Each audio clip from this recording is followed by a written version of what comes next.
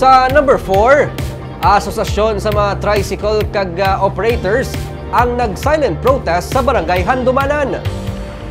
Temporaryo anay nga wala nagbiyahe katapos ang tricycle operators and drivers of Handumanan dungan sa ilagin patigayon nga monthly meeting.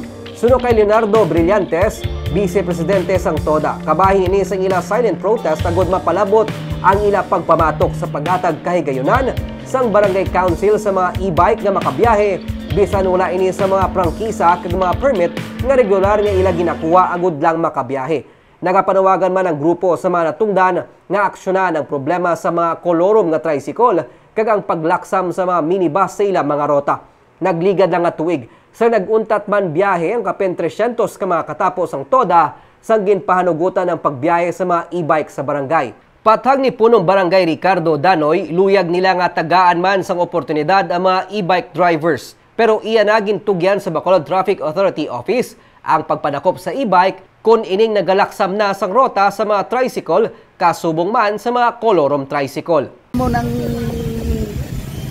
sang council nga sang barangay council nga idiyahan nila ti kapila na kami mag-meeting sa ila hasta subong way mangyapon aksyon ng ginaayo namon sa ila siling nila tagaan designated area subong gataklad sa babaw gadabot sa Mansilingan gadabot sa Kabog, Alihis, Pahanukoy. Ti way nila na aksyonan. Wala pang e-bike, damo na kolorom nagdugang pagid ang e-bike. Palihog lang taga Italopangod. Way man kami ga pangayo at special nga attention kundi tagaan lang solusyon. Okay. Ang problema kung manakop gid man manakop sang eksakto hindi kay masakade alas 10, alas 9 wala na ang kalabanan pang iban gatimbre pati ano pang dakpo nila. Okay.